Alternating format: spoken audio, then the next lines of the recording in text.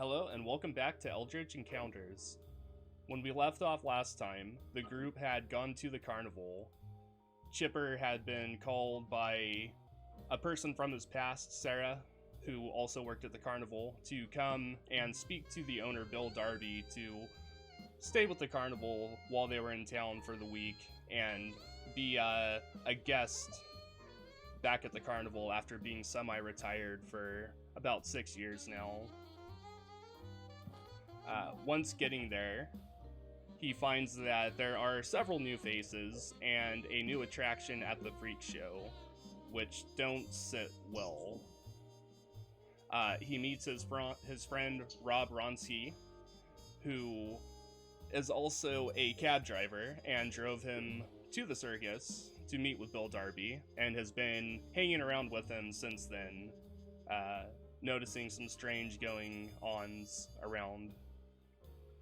Elizabeth Gray goes to the circus as well, and is a spectator in the crowd and sees the fish boy, the new spectacle at the freak show, and comes out slightly confused by it, not knowing what it was.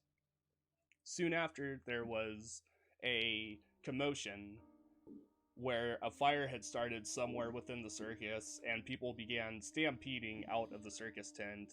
In the commotion, Elizabeth sees a shadowy figure run into the freak show, and goes in to confront him and sees a strangely clad man in a fedora and trench coat trying to break through the lock, and upon noticing her, runs away immediately. She's then discovered by Mr. O'Dim, the owner of the freak show, who accuses her of trying to break out his new attraction and takes her to Bill Darby to be either arrested or questioned. She's found to be not guilty by Bill Darby and the rest of the people surrounding her, and Bill Darby afterward asks Elizabeth and Idella to stay at the circus with them and help kind of look around and see what's going on, to help find out why all these strange things have been going on. He offers them a handsome reward for their work, and they agree to it. And that's where we're picking up. You've just talked to Bill Darby and agreed to help out, and things are still quite hectic from the fire.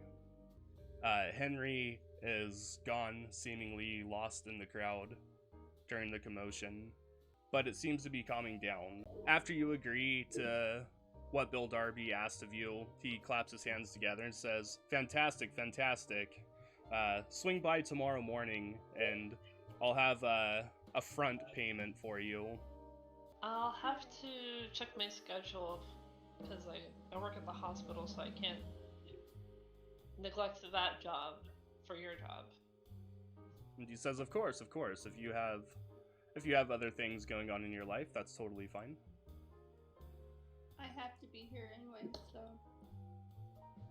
And looks at Idella and says, then it seems like you're the one I've been looking for. Then I'll arrange payment for you in the morning. Swing by tomorrow. Alright. And he looks at all of you and says, "I'm terribly sorry about what happened. This usually doesn't happen. We're known to be a very safe circus." I remember under my breath it would seem like that.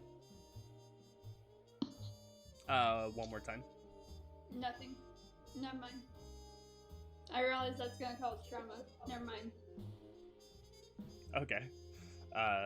And as you start to disperse and make your way, he walks up to Elizabeth and says, "Should you be able to swing by after your job, though, I would still be willing to pay you something if you were able to help us out.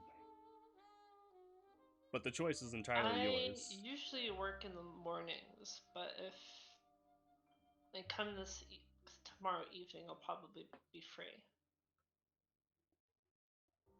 And he says, "Fantastic. Then I will see you then." Yeah.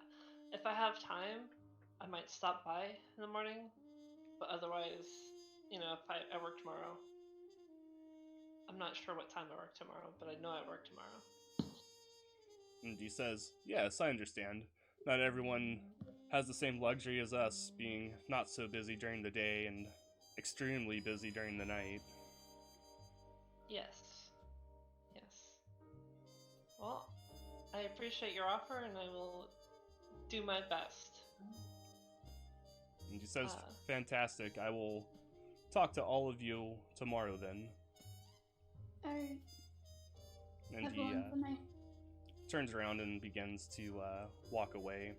You can see like his head's kind of sunk from what would be considered a failure on his part tonight. So he's not feeling too great about that. yes. It's very apparent. Sorry, go ahead. So, what's your name? And I'm gesturing towards Ida. Idella, but you can call me Ida. I see.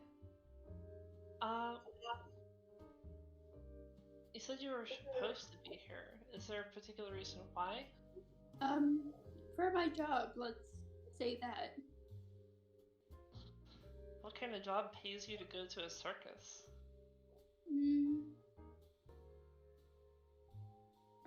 One that pays really well. I see. Well, I guess when you're more comfortable with sharing, you'll tell me. Since it seems that we are going to be co-workers. Yeah. Once I get to know you, maybe I'll tell you more.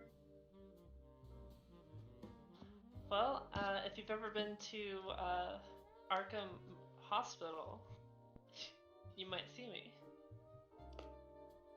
I'll definitely keep an eye out. My name is Elizabeth Gray, by the way. It's nice to meet you, and I take out my hand to shake. I shake your hand. Pleasure to meet you too. I guess And then, I should be getting home now. Yes, I should too. And I just start walking away. Okay. Chipper and Rob, what are you guys doing? You're I assume you're still with Bill Darby. I'm assuming we left already. What's that? Bill talking to them, right? Sorry, I couldn't hear you. I thought you were Bill Darby. You keep cutting out. Yeah, you're cutting out Can you hear me better? a bit, yeah. Yeah. All right. So the girls are with Bill, right? They were talking to Bill Darby. Yeah. Right. So me and Rob would have left. Vonnie told me to find her. So I would have went with Rob to find her. And Bill knows this because he says that I should come back to talk. Yeah. So Okay. I will find Vonnie, my son. Get me a roll for that. Yeah, roll spot hidden. All right, Rob, can you help me? Oh, absolutely. It's kind of hard to miss. It's a little white boy and an Indian woman. It can't be that hard to miss. I think I remember where I left him. Yeah. Wait, what did you roll? Okay, cool. Wait, let me check. Wait, I did not. I did not. Oh shit! Never mind. I'm not even gonna bother to roll. Fuck. Yeah, that's a success.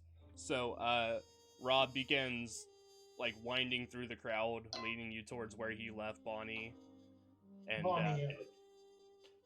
Bonnie and Ezra, yes. And, he goes around, like, a couple of the tents and kind of off of the main midway, and you see Bonnie and Ezra standing, like, kind of on the side of a tent, away from, like, the larger crowd, so as not to get lost in it. What's that? Is any of my friends there? Or is she talking to anyone that I would know? No, it looks like it's just her and Ezra. Alright, I meet guys of Ezra. They motion for come give me a hug. Yeah, and they both look visibly like a bit shaken, and Ezra kind of looks up from the ground and sees you and runs over to you real quick and, like jumps into your arms pretty much and says, "What was that? What happened?" It's okay. It's okay. Just some pranksters. It's okay. While I'm holding him and rocking, I look at Vonnie. I give her shake my head. I hand him to Rob. Rob, can you give me a few minutes? Oh yeah, no problem, pal. And I want to go off while they're talking. I want to go off and look for the woman that I bought popcorn from earlier. You take Ezra. I say you should take Ezra. Oh, absolutely. And, yeah, I grab Ezra's hand. I'm like, come on, pal. Yep. Okay. Roll investigation. Or sorry, spot hidden. Roll spot hidden. Wrong game, Mike. That'd be 14 out of 49. 14. Is that is that an extreme for him? No, it's regular. Okay, because just to make sure that he gets his rolls with you. Yeah, no, it's just a regular success. So you look around and you can see that, like, around the circus, it's sort of like the party's over, kinda. People are leaving and long lines out through the gate. And most of the food vendors, like, they're still walking around, but, they have their uniforms, like, partially taken off, and it looks like they're heading back to call it a night. Okay.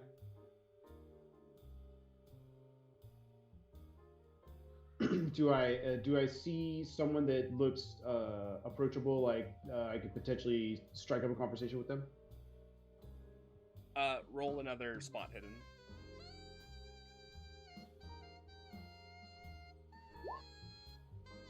I believe that I do not.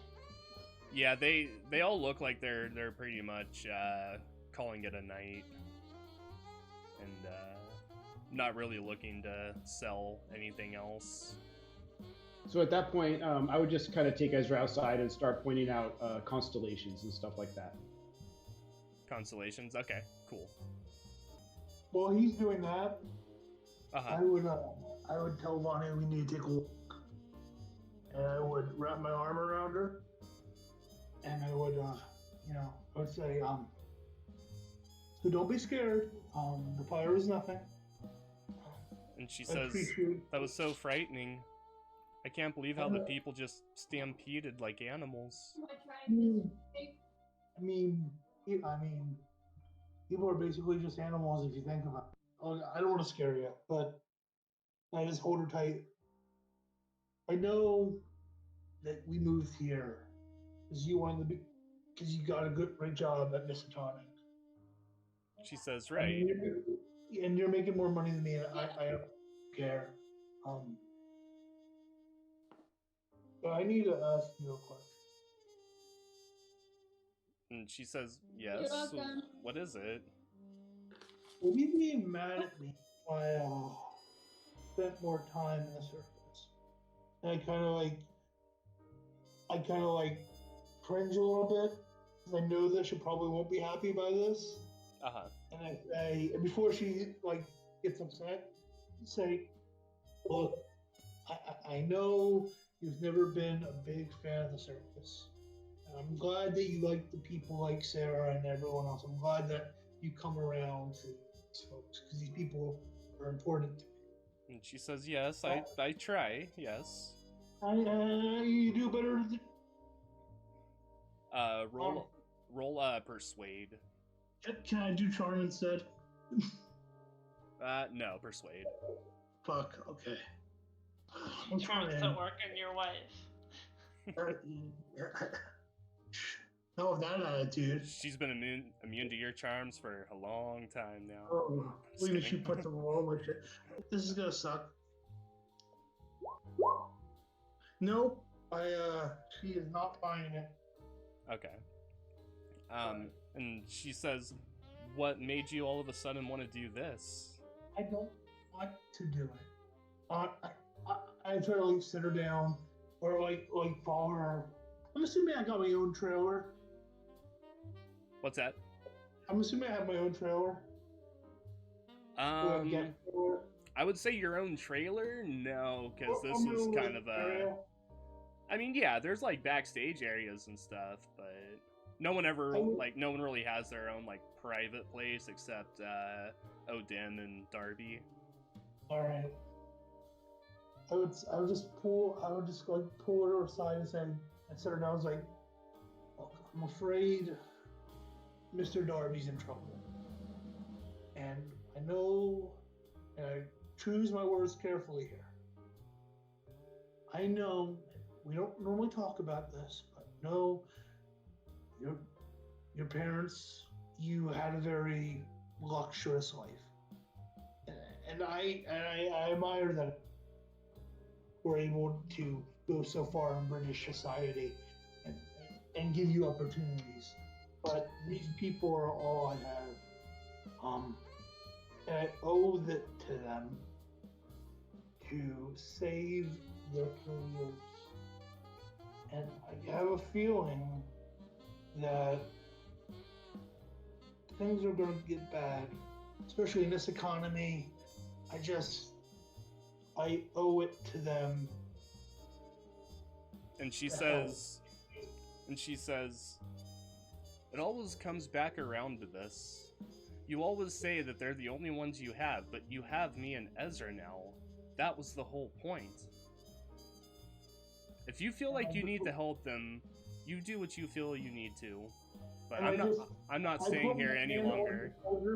I put my hand on her shoulder, and not aggressively. I'm just saying, I love you more than I need oxygen in my lungs. If you don't realize that now, I apologize. I am not a good husband. I'm not a good guy. We have our issues. And I'm not, and I take a step back. I'm not trying to justify my bad behavior. And it's not fair to you what I'm asking. But I just take a minute to think about it, please. And she says, if you feel that you need to do this, do it. But I'm not staying here a moment longer. Ezra, come on. Or Well, she, he's with like, me. goes off to find Ezra. So while she's walking away from me, I do say one more thing. What's that? I know that we just had a fight, but I also would need your help with something, which I know is not a good husband thing. I kind of like, hey, it's not a drama queen. It's big feeling. I would say, well, before you go.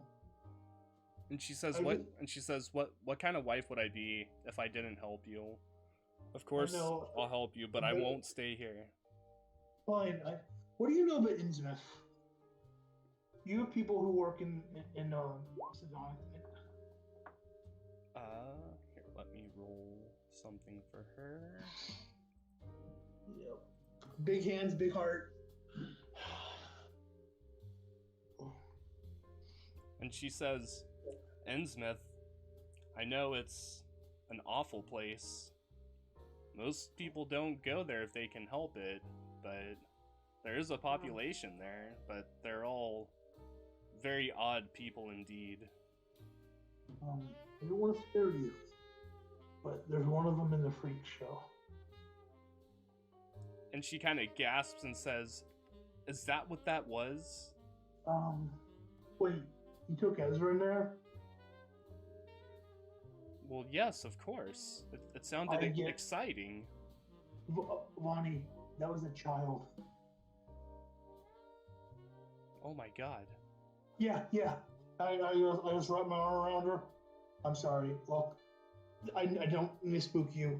I'll get Ron, give you a ride home. I love you. I don't know if I'm coming home tonight. I know it's not what you think. I need to talk to Mr. Darby. Can you just have Rob run you home and tell Rob to come back? And she says, yes, okay. Yes, I want to get out of here. I'm gonna go I find give her a Ezra. big yes. All right. I love you. I love you too. And she like hurries off to go find Ezra.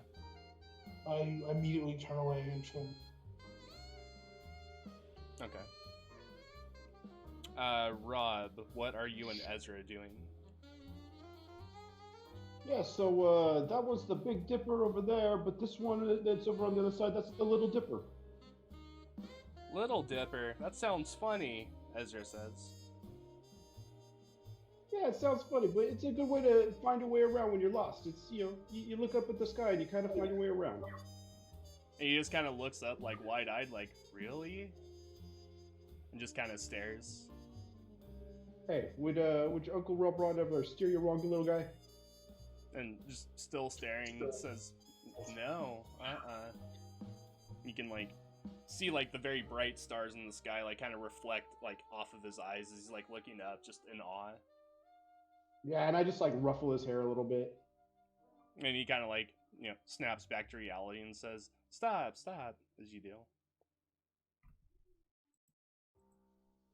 Awesome. And is Bonnie running up, or?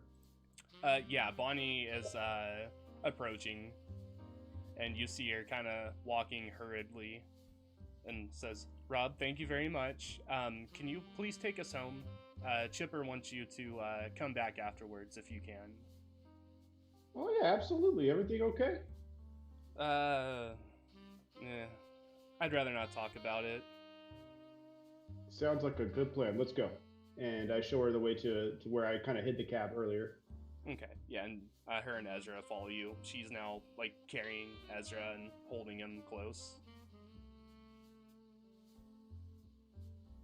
Yeah, and of course, I'm going to open the door for her to kind of, like, place him in the backseat, and he can kind of, like, lay down and get comfortable. And make sure to get the door for her as well. And she gives you, like, kind of a hurried, like, thank you. And gets in. And then, yeah, we take off on the way to their house, or their home. Okay. Cool, yeah, and you begin driving, and it doesn't take too long. And Ezra's sleeping in the back, and she's just kind of staring out the window the whole way. The street lights as you drive by kind of, like, hitting her face, and then the shadows overtake it as you drive by. And finally you pull up to Chipper's house. And before I help her get Ezra out, I just want to let her know. I'm like, Vonnie, it's none of my business, so I'm not gonna say anything. But you can talk to me whenever you want. You know that, right? And she says, yes, I know. You're a good friend, Rob. All right, okay, thanks. Hey, let's get Ezra up to bed, shall we? Yes, it's been a long night. And she walks up to the house and unlocks the door. Yeah, I'm gonna scoop up Ezra, take him to his bed, and make sure that Vonnie's settled, and wish her a good night, and make my way back to the circus. Okay. Yeah, and she's currently, like, taking off her makeup and stuff, and getting ready to call it a night, and waves you out, and you hear the door click behind you as she locks it. And you get back to your cab. Yep, yeah, I turn it over and start making my way back. Okay. Yeah, and as you do, you're driving through kind of the old part of town, heading back towards the circus grounds, and you see, like, an old, like, Ford pickup truck, like, old and rusty, like, drive by. There's two figures in the cab, and four in the very, like, the back, like, the pickup part. And it slowly kind of drives past you, the motor, like, as it drives by, like, smoke coming out of the tailpipe. And you just see them all kind of stare at you as they drive by, and then, like, turn their heads, like, straight again.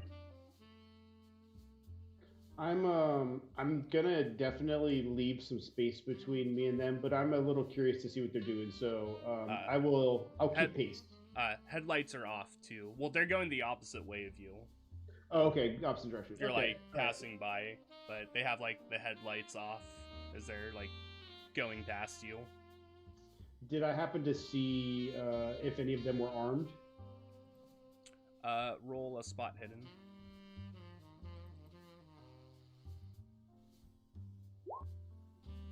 That's Ooh. 95 out of 49. Yeah. There were no lights, and their headlights were off as well, and it was very dark, and they were driving not too fast, but, you know, they were rolling by you, like, fairly quickly, so it was hard to really Alright. get a look. Didn't look familiar to me. It just stood out that there was like a dark car or dark truck full of people driving by. Yeah. Yeah. I'll definitely make a mental note of that, but keep driving. Okay, cool. Yeah, and then you eventually make it back to the circus. Chipper, what are you doing? Waiting this to time. talk to- What's that?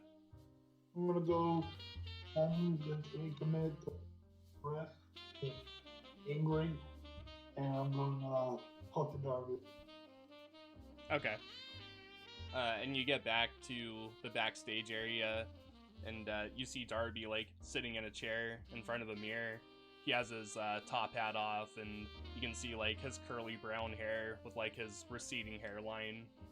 And he has, like, makeup on, his stage makeup, and his kind of twisted mustache and goatee sort of combination. You wanted me, boss? And he says, rough night.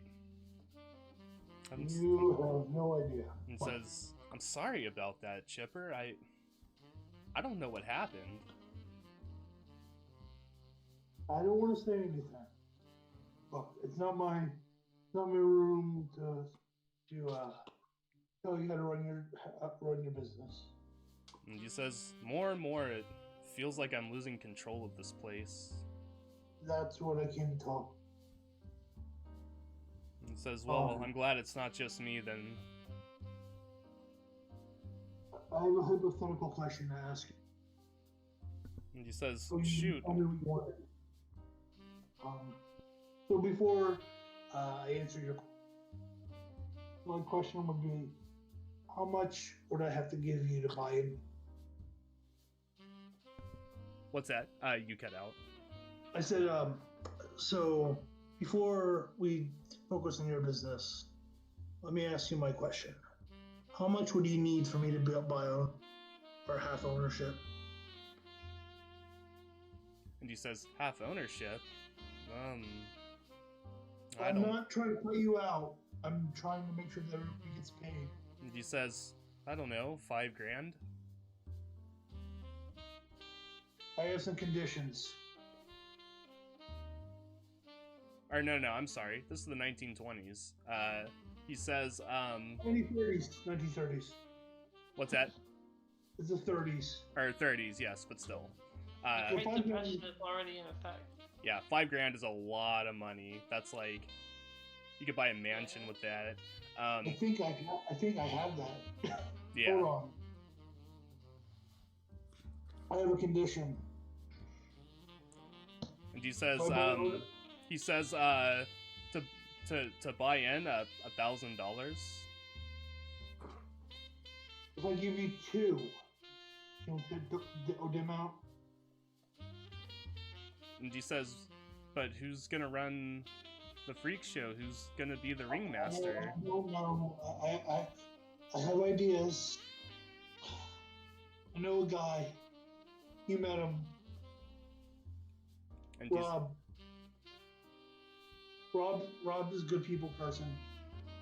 I think you could train him to be a good headmaster, a good head, what's it called now? What's the word I'm looking for? Keeper, ringleader, ringmaster. ringmaster. I think he would be a good ringmaster. He's a people person. He's organized. He's able to deal with people. Like everybody likes him. People. I think he would be a good fit. He's a good manager. I don't know if he would do it. Actually, I'm pretty sure he wouldn't. But I just don't want Odin in here. And I don't want to hurt you, because you're like a father to me and I love you. I don't want that. He has a fucking child in a cage. And he says, I get that, and as much as tempting as your offer is, Odim's Freak Show brings in 4 times what you're offering in a month.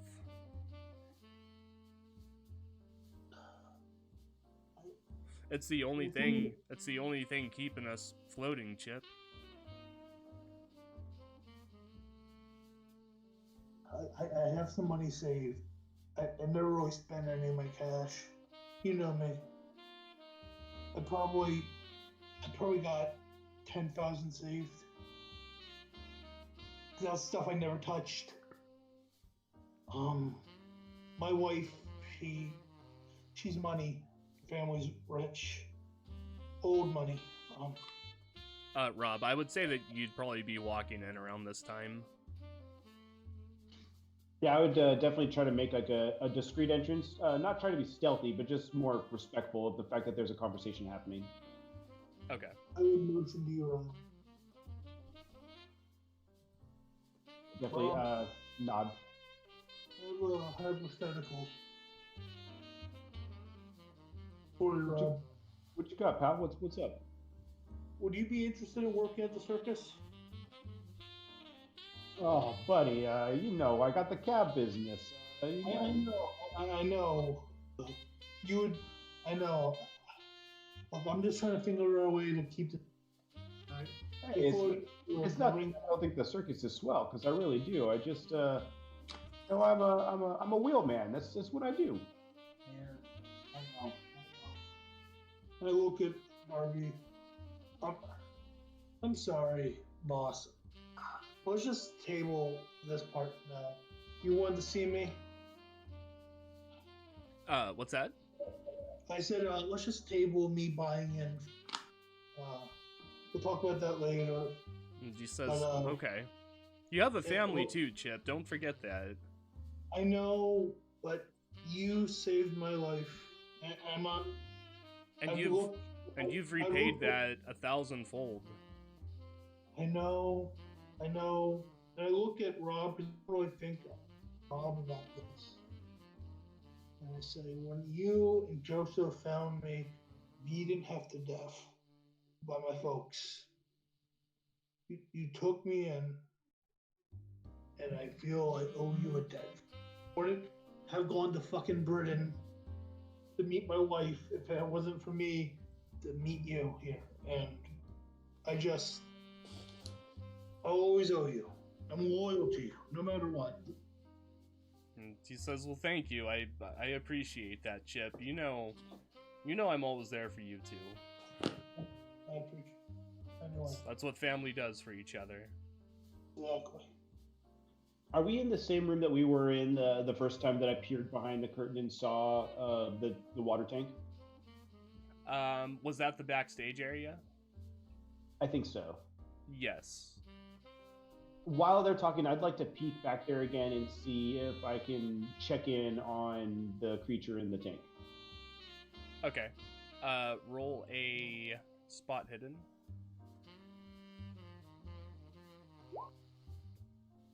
Okay. 76 out of 49. Okay. It's very dark in here right now. The lights are off. All the other freaks have left their cages. It's an act. They don't sleep in cages like their whole life. So they're all gone, but you do hear like the occasional lapping of water, of almost like a gentle treading water in place sound from the tank. So it sounds like it might still be in there. Yeah. So I'll just kind of address the room, Darby and Chipper, and just be like, you guys saw what I saw, right? He was stabbing that thing. And he says, yes, that's his little trick to get it to move, but it caught on rather quickly, and now it just doesn't do anything. It's rather sad. Yeah, I think that is the word. it gets sadder, Rob. I'm pretty sure that thing's a kid. Oh, Christ, you're kidding me. No, look, I could be an idiot, but a little young. And look, even if it's a kid, and he stops himself, even if it's a monster or whatever, it's still a kid. It just doesn't feel right. Oh, it feels outright wrong. Yeah, look, I mean, I don't know. What did you want to talk about, boss? You told me. He was actually just like getting ready to call it a night. Yui got in and said that you wanted to talk to him. Oh, okay. Yeah. So look, I'm gonna stay here. Keeper. Saturdays would be all day show. Right? Would be like a more of an all day thing. Yes. So I would probably have to. I could spend the night here. Okay. You do know that it is Monday currently, so Monday. I thought it was. no. So this is a week. The circus typically stays in a place for an entire week, and they just got into town, so it'd be like a Monday. Well, I'm gonna go. I'm gonna go home then. Okay. I'm gonna ask Rob. Okay. So yeah, you and Rob are going to head home then? Actually, this is awful. I'm an awful person. I would tell Rob to go home, and I would spend the night with Sarah.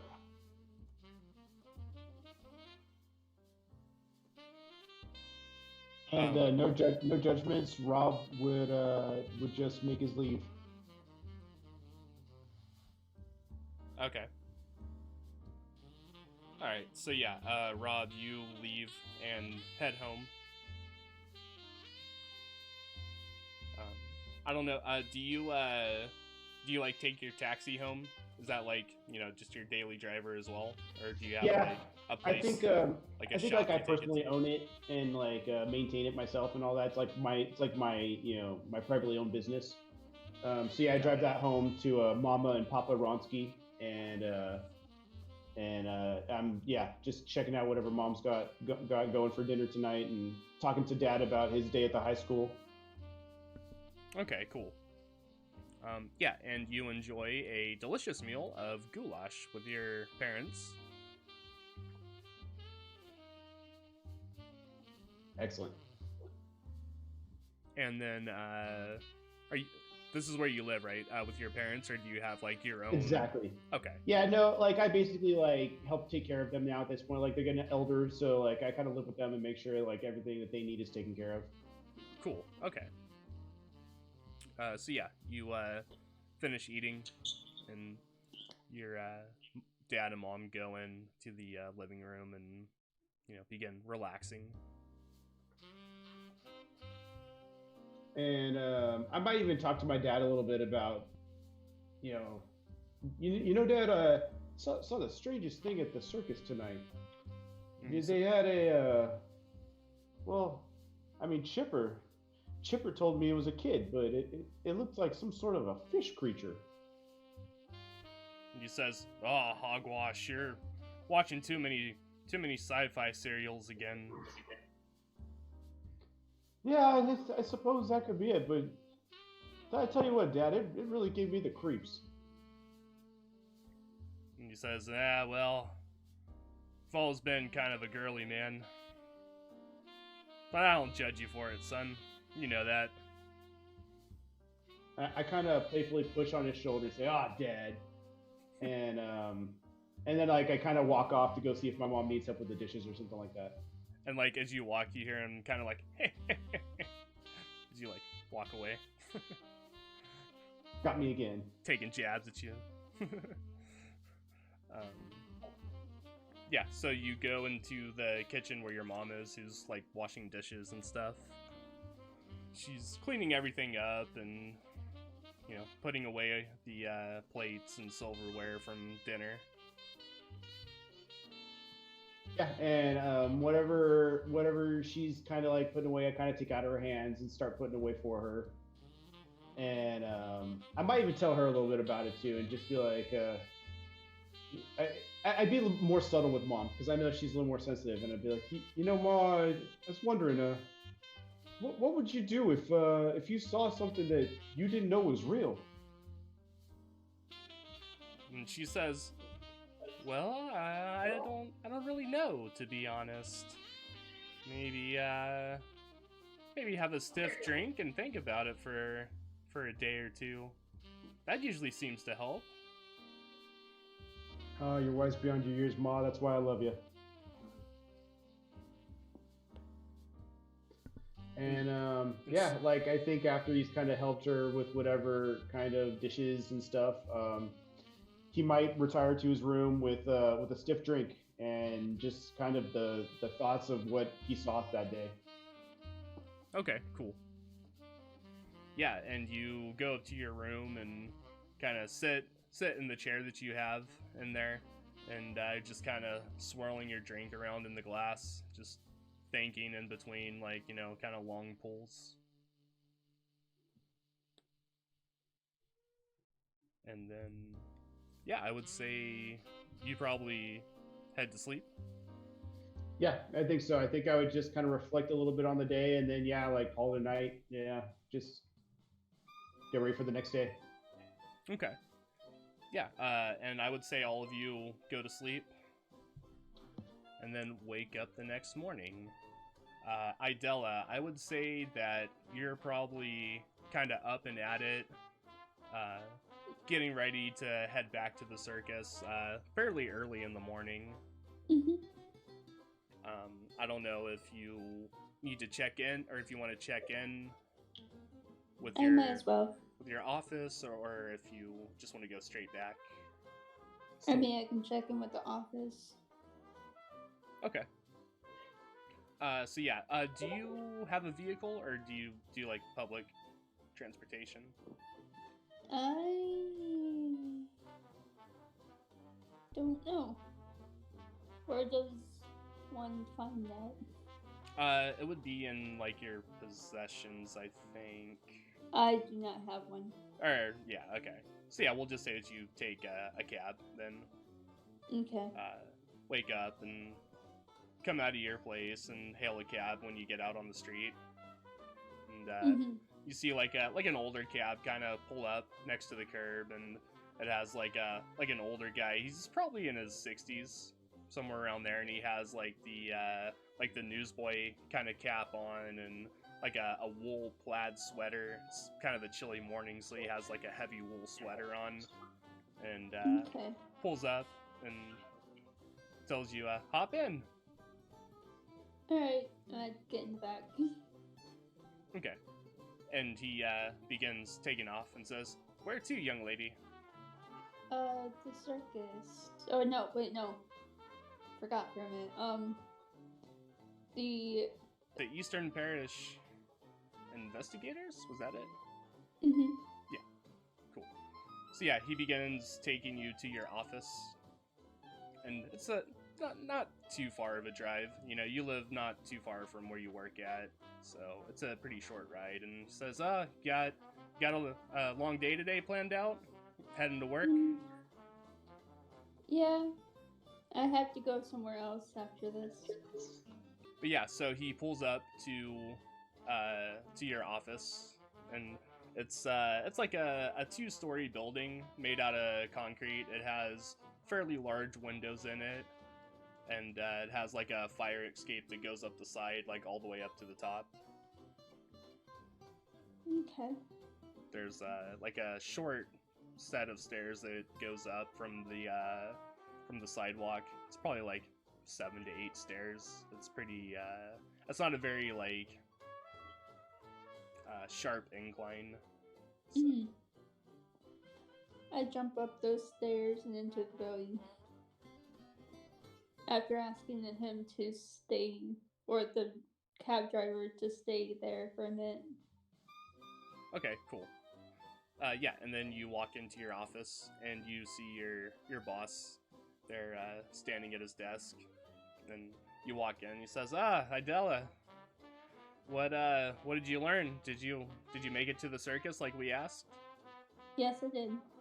And I go on a tangent about what happened. Explaining about the kid and all that stuff.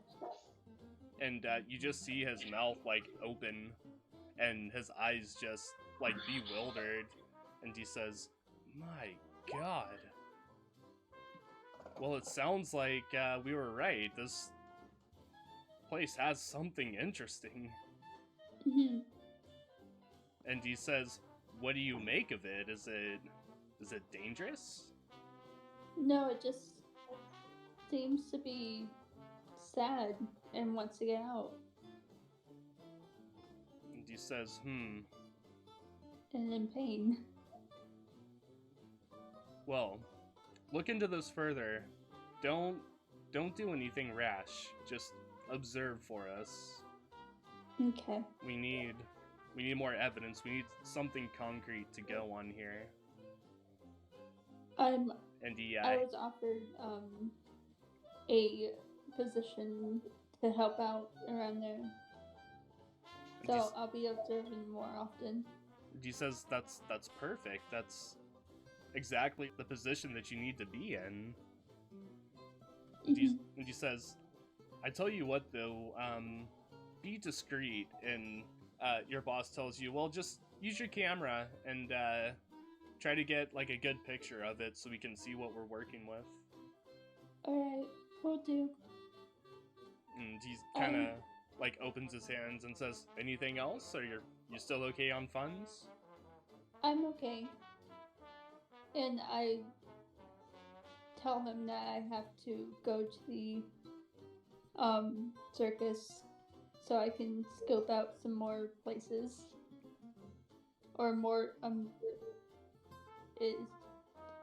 Okay.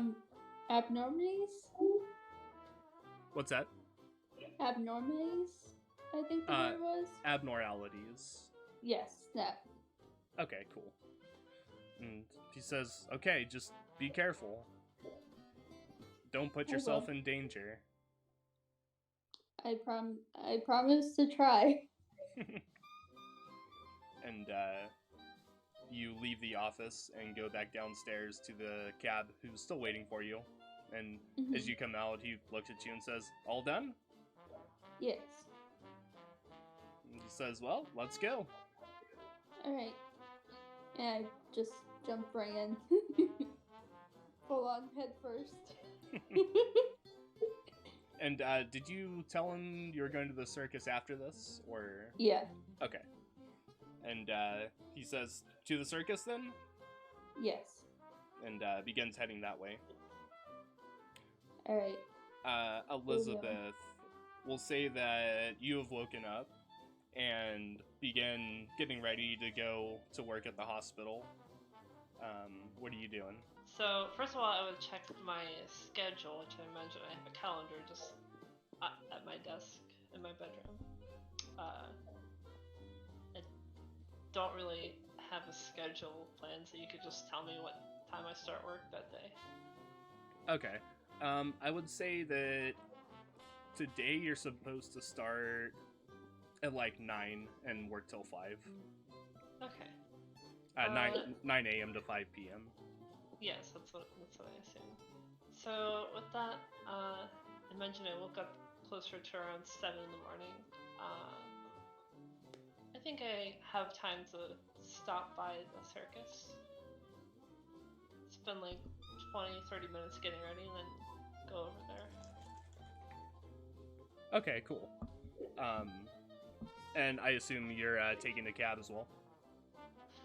Yeah. I'll take a cab. Okay. Oh, wearing my nursing uniform. Okay. Ida, also, I would say to get from your house to your job and your job to the circus, like cab fare, like $1. Okay. Or no, 30 cents. Alright. Yeah, 30 cents.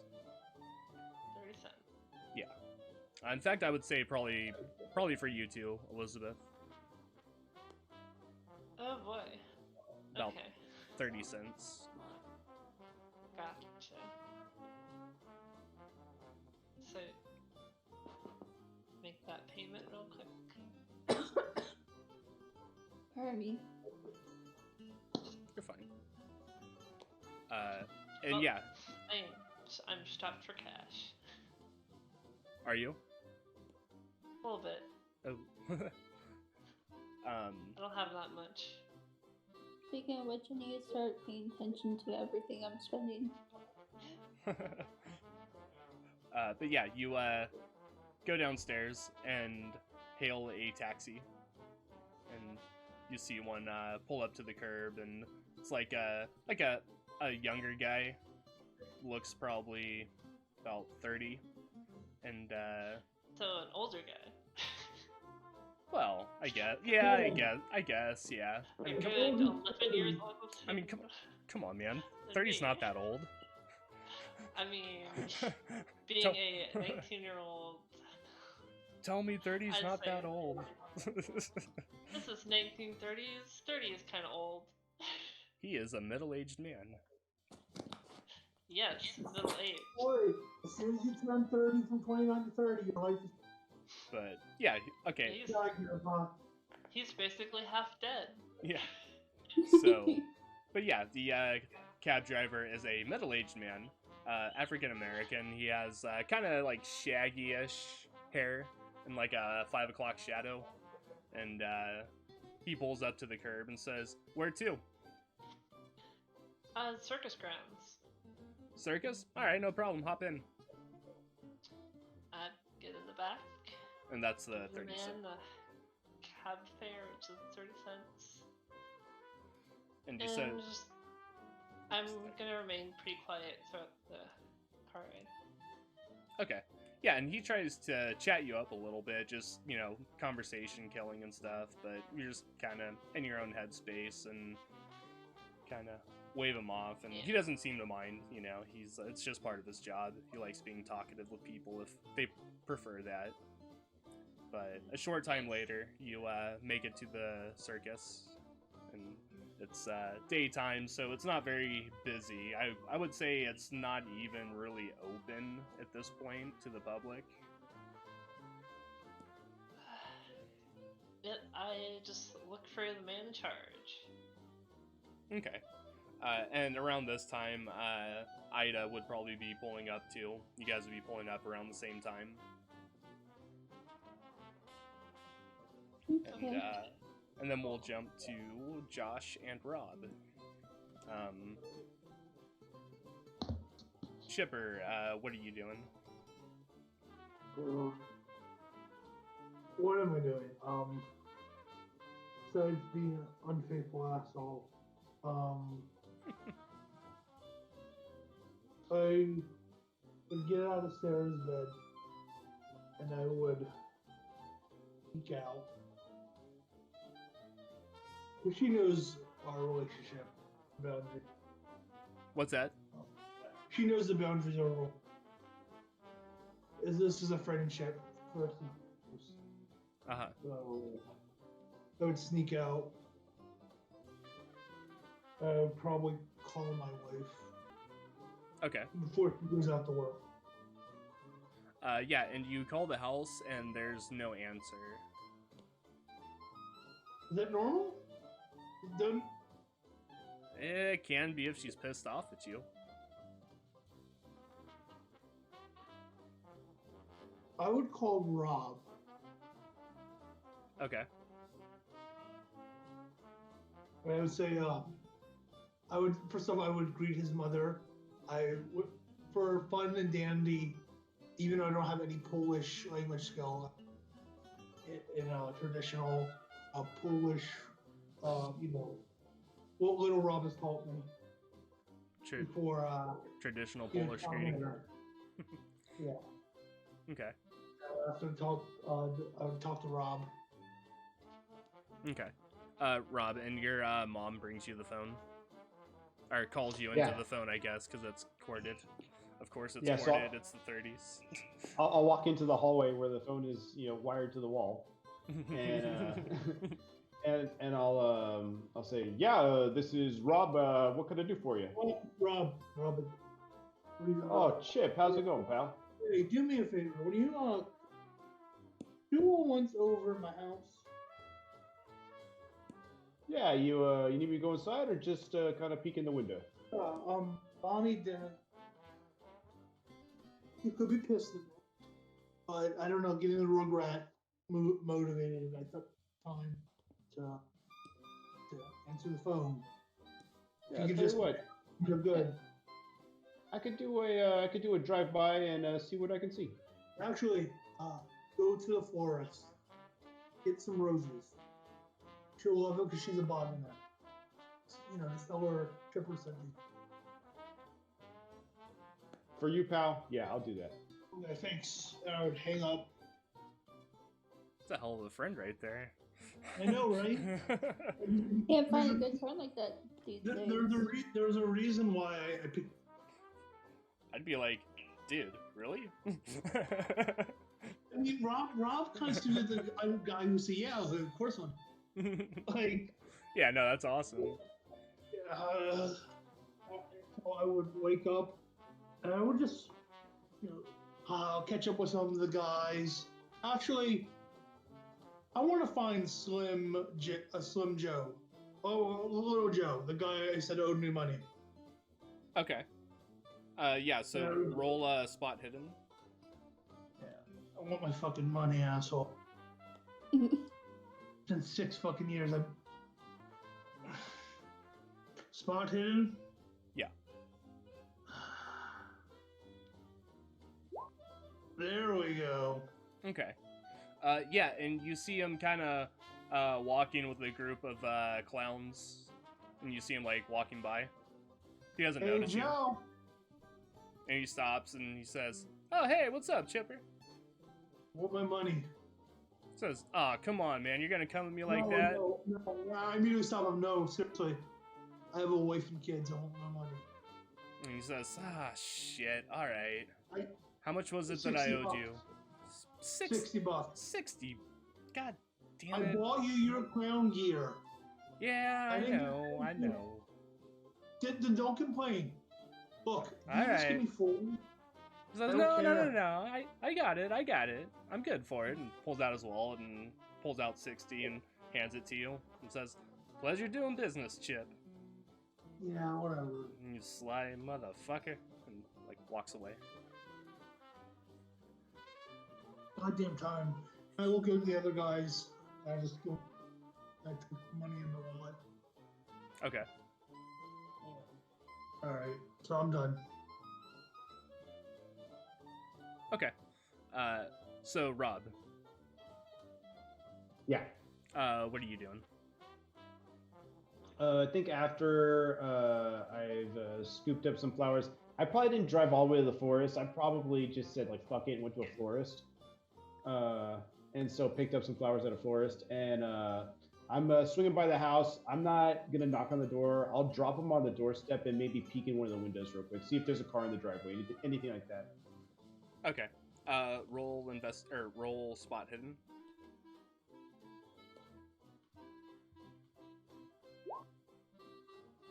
$72 out of 49. Okay. Yeah, you don't really see anything. You don't see Bonnie walking around or Ezra like in the living room or really anything like that. It seems pretty quiet. Chip's not going to be pleased with this. All right, I better walk around the back and peek through those windows too. And I'm going to walk around the back of the house. Okay. So yeah, you walk to the back of the house to where the windows are.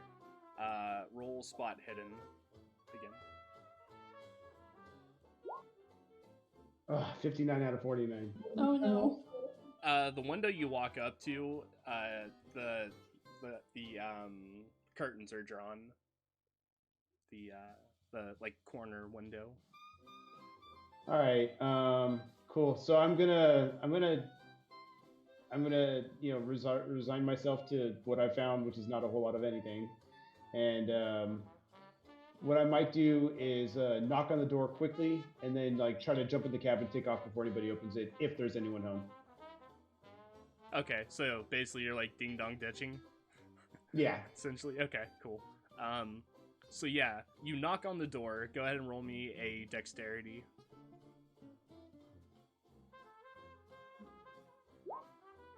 Ugh. Okay. 23 out of 80. So you knock on the door and hightail it back to the cab and begin driving away. And you don't see the door open, like in the short time it takes you to get back to the cab. Right, yeah. Chip's not gonna be pleased, and I start making my way to the circus. Okay. Yeah, and you make it there like fairly quickly. Pull up, and it's fairly empty there.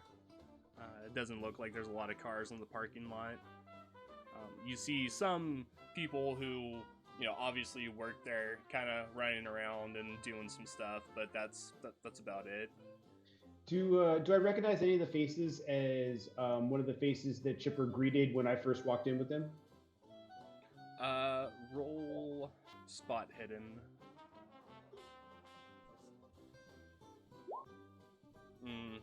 No, you don't really see any of the people that Chipper had introduced you to. So I might just look for like the first clown slash like, you know, performer slash whatever that I see, and just be like, hey, looking for Chipper. You seen Chipper anywhere? And he says, Chip, yeah, I saw him talking with John earlier. Yeah, can you just point me in the right direction?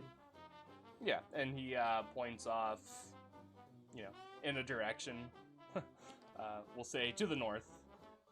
Yeah, and I clap him on the shoulder. I'm like, thanks, pal, and I start making my way towards Chipper. Okay. Yeah, and you walk up and you see Chipper. Hey, how's it going, pal? Yeah, give him. Everything's good around there, the cellar? You know, I didn't see a lot of anything, really. I mean, I left the flowers, but I don't think anybody's home, pal, or at least they don't want me to think they are. I want to check to see if I can return or not. I know she has a job, and I know he has a daycare. I also know our daily routine. So I can get telecontrol. What's that? So I know our general routine as a family. Since I'm a stay-at-home guy, basically. Mm-hmm. I know that Ezra will probably be in a daycare now, being watched by a neighbor, or if she left for work by now. So can I make a intelligence roll to see if I should be Sure. like Yeah. real high behavior this early? Yeah, sure, go ahead. Okay. Yeah, you know that Bonnie is probably at work and Ezra is probably at daycare. All right. There wouldn't be too normal. Okay. Yeah. So yeah, Ida, you are now within the circus grounds, and you're looking for Bill Darby. Mm-hmm. Okay, so yeah, roll investigate or spot hidden. Keep wanting to say Okay. investigation. Ooh. Oof. Okay. Not a good day for spotting rolls. So initially walking in, you don't see him around like in the midway area or like, you know, the entryway. Yeah. So you begin walking like back into the circus tent, and after a while, you get to the backstage area and you see him there, kind of speaking on the phone with somebody. There's like a phone on a table, and you see him talking on the phone with someone as you walk I up. stand there and then wait. Okay. Roll a listen check. Okay. Let me find listen real quick. Oh, there it is. Fail. Okay. Yeah, so Wolf you do just not like me. you just kind of overhear him talking to someone. You don't really make out any of the specifics of it, but a short time later, he hangs up the phone and says, Ida, correct? Yes. And he says, thank you for coming back.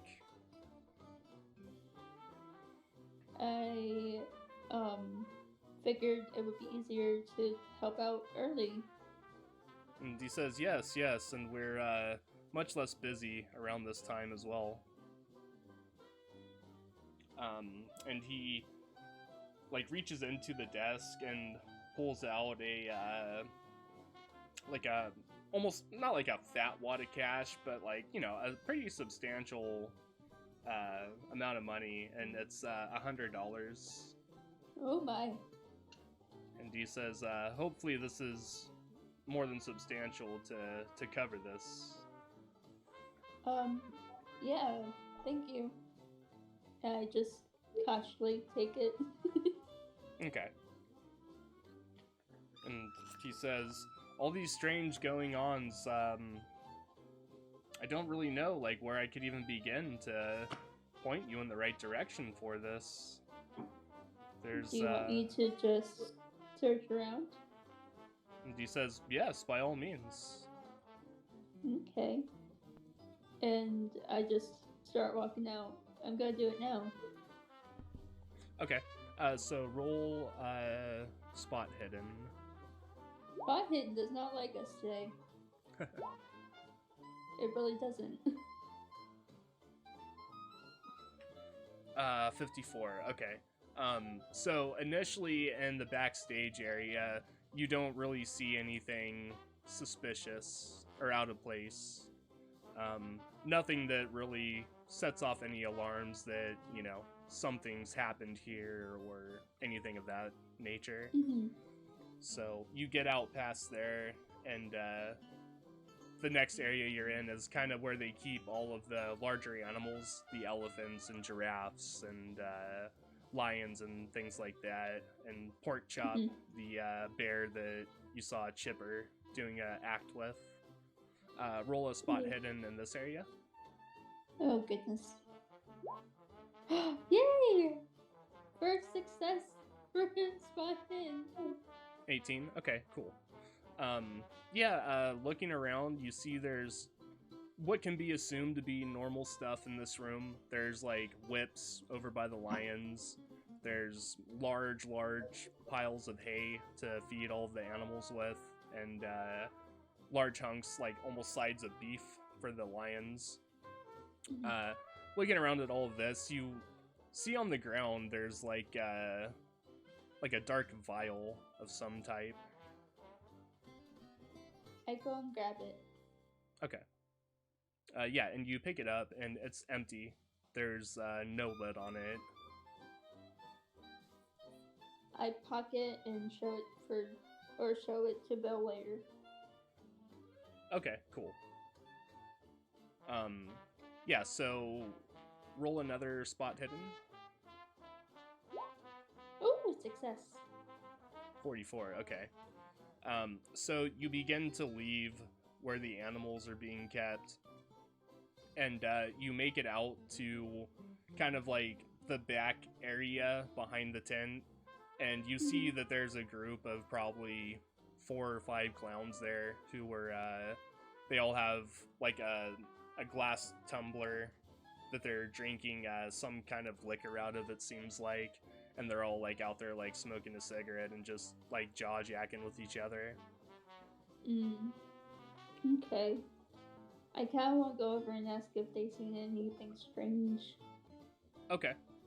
So you walk over and ask them this, and one of them says, strange? No, I mean, it's the circus, so we're all a little strange around here. And he kind of laughs to himself, and the group of other clowns kind of chuckle in, like, I suppose so. And I laugh a little bit. Okay. And then I walk away. Okay. So you come out of this area, and you get to, like, the main large open tent area. This is where the majority of the circus shows are held. This is where the acrobatics do their act, where all the animals are kind of paraded through.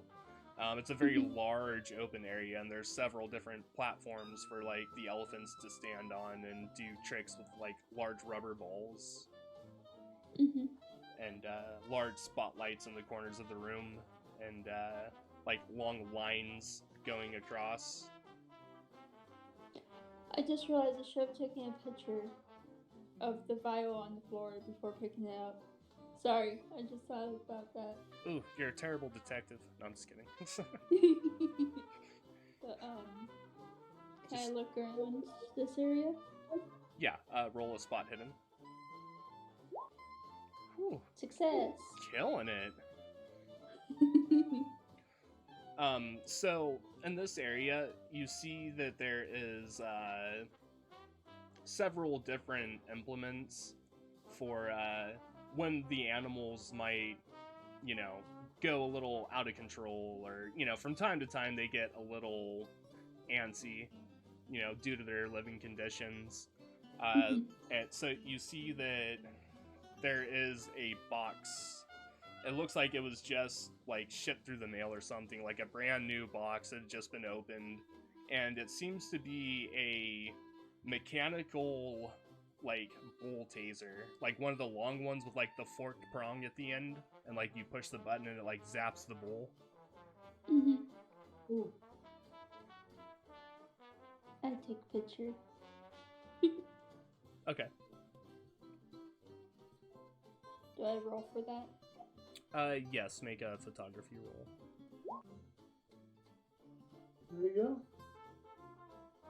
Okay, cool. Yeah, and you take a picture of this cattle prod, and no sooner after you do, you're pushed to the side a little bit, and you hear a familiar voice say, "Oh, you again." And you see Lucius O'Dim kind of like walk past you and like kind of push past you a little bit to the box, and says, "Ah, yes, this should work nicely," and kind of takes out the cattle prod and pushes the button and pushes it against like a metal thing, and there's a very large like zap as like electricity hits it, and he says, "Yes, this will get it moving, I think." And Get what moving? and he looks to you and says, "Well, aren't you curious? None of your concern," and walks away. Asshole. I don't like him. And then I continue searching. Okay. So yeah, roll another spot hidden. Okay. Oh, fail. Okay. So yeah, you don't really find anything else in this large area. And you kind of continue the search in various different areas. Elizabeth, what are you doing? Well, like I said, I would have looked for the man in charge. Okay. So yeah, roll a spot hidden. It's fine. You come into like the main midway of the circus. Spot hidden. There it goes. Did I roll it? No. Doesn't look like it. It might be taking a minute. There it goes. Oof.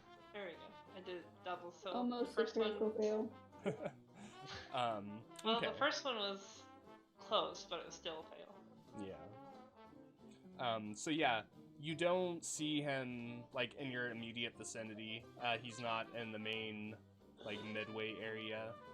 So logically, you begin like walking back towards like the main circus tents. I'm just gonna push the roll and ask for help by one of the other circus performers or employees. Okay, so you're asking someone like where he might be. Yeah. Okay. So yeah, you find it looks like maybe a fire breather. He has like tattoos all over his body, and like piercings and almost like dermal like spikes on his Someone face. basically should be in the freak show. Essentially, maybe, yeah. And you see him walk by, and you flag him down and ask if he knows where Bill Darby is. Roll persuasion for me. Persuasion. Or persuade, yeah. well, hard success. I double clicked it. The first one was a hard success. And he kind of looks at you and like folds his arms a little bit and says, "Ah, looking for Bill, huh? Who are you?" He offered me a job. Says, "Oh, you're gonna join the family." Temporarily. I think he wants me to investigate something for him. And he says, "Oh, okay. Remember the commotion yesterday? Were you here when that happened? And he says, He wants me "Oh." to look into something regarding that, I think. He says, "Oh, the fire. Yeah, that was crazy. How did that happen? Did they ever find out?" I'm not entirely sure, to be honest. I'm here just to get an idea on what he's expecting me to do. As you can see, this is not what I normally do. And I just gestured to my uniform being the nurse's uniform. And he says, "Yeah, I noticed that you save lives, huh?" I would like to think so. I mean, I don't really do most of the life saving. It's usually the doctor that takes the credit for it, but I do good work. And he says, "Well, that's just swell. Hopefully, if I ever need it, hopefully I get you as a nurse." Well, unfortunately, I mainly work with kids, so you wouldn't really be And he says, on okay. my floor. Well, But if you have a kid, I might be able to save their life. You have a kid. And he holds up both of his hands, showing like no ring, and he says, "All single." Still could have a kid. And he Somewhere says, out there. And he says, "But anyway, you should find Bill back there in the main tent." Okay, thank you. And he says, "Yeah, have a good one," and walks away. Me too. And then I go on to Bill's tent. Okay. Roll a spot hidden for me. Oh, that's no. a fail. Okay. So yeah, you go into the main tent and then go into like the smaller attached tent from there, which is the backstage area, and you see Bill back there. Good morning, Mr. And he says, Mr. Darby, please."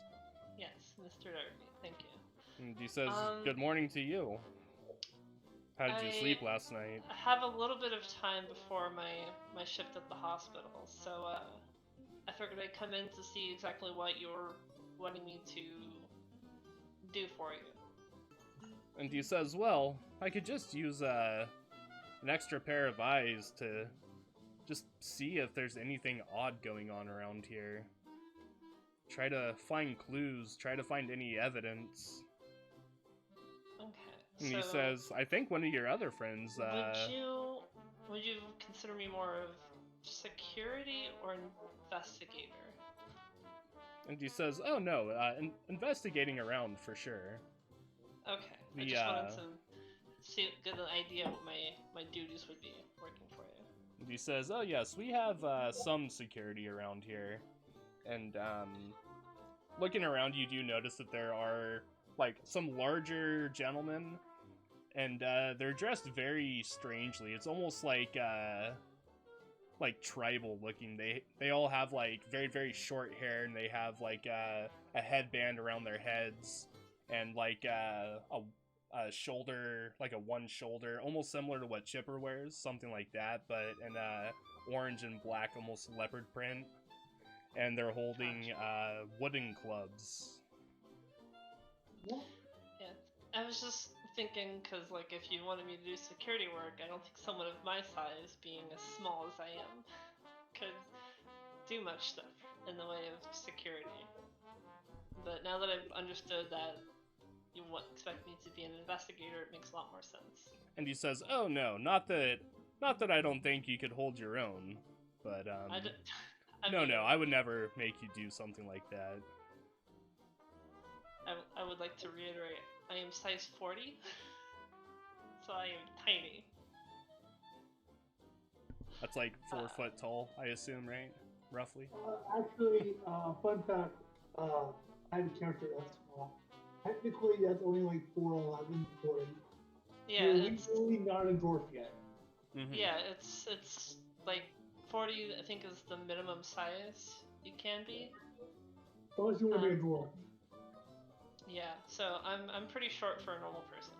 Yeah. But nonetheless, you know. Also, Bill... I don't look very strong because I have average strength.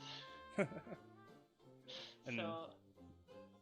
And Bill says, no, I'm much more interested in your mind and your eyes than your brawn.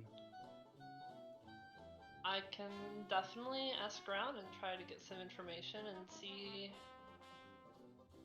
what's going on. And he says, fantastic.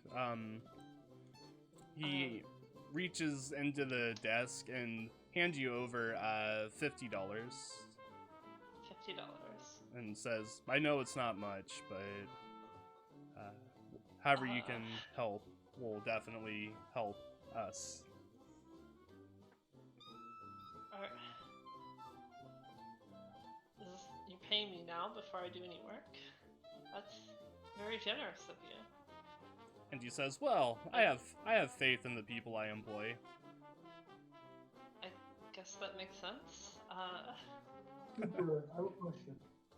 Yeah. Sorry to interrupt, by the way. No, you're fine. Are you paying her half now, half later? What's that? Wait, just for clarification, are you paying her half now, half later? No. Mr. Darby is paying her up front. Alright, so... Yeah. So he's paying you less. Go on. True, but she's also just, gonna be around for like a couple hours. Ida's like clocking in for the whole day. Yeah. I'm also poor, so $50 is a shitload of money for me. Right? We all could have married the money. I'm also an immigrant, so... We all could have married a rich. Doesn't have anything to do with your social standing or anything like that. I mean, it could be. Anyway, I thank you so much. This is... You have no idea how much this money will help me. And he says, please, I hope it does. And I know that you'll help me as much as you can, too. Is there anybody here that I should get to know that may have an idea into who's trying to steal your attraction? Who And caused the fire? And he says, well, Dim is the one that's usually in charge of that, but I did have a strange meeting yesterday. There was, Okay. 2 Innsmouthers. They, I did yeah. see 2 figures trying to steal that fish boy.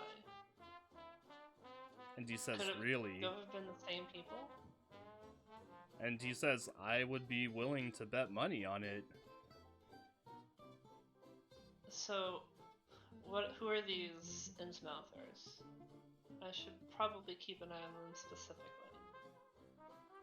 And he says, well, they came to me, probably about a week back the first time.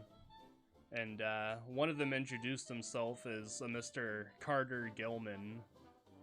And the other was Danny Finn. 2 dreadful Innsmouthers. They have the Innsmouth look, if you know what I mean. I'm seeing a theme here. And he says, oh yes, they came to me outright and said that this thing was their property, their child. They offered O'Dim $500 to buy it back, but he refused. Interesting. How could they have this as a child? The thing didn't look human. And he says, well, Innsmouth is a strange place. You you have some people that look more human, and then you have others that look more not human. Do you happen to know where these in-mouse, where they are? Well, what I would assume back in Innsmouth. Not that I would ever go there.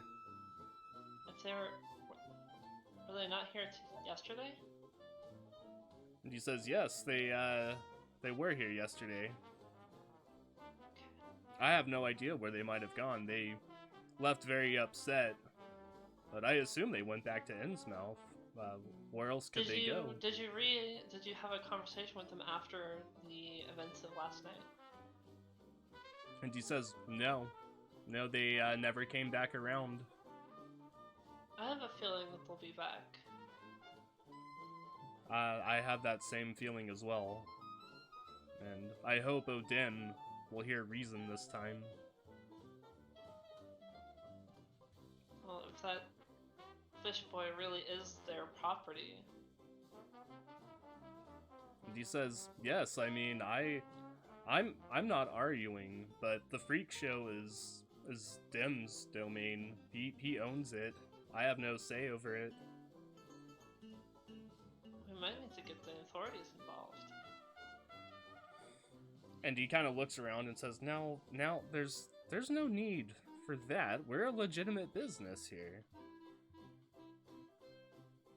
By the sounds of it, I don't think Odin is being legitimate. And he says, well, How I well don't... do you know Odin? Oh, I've known him for a good few years now.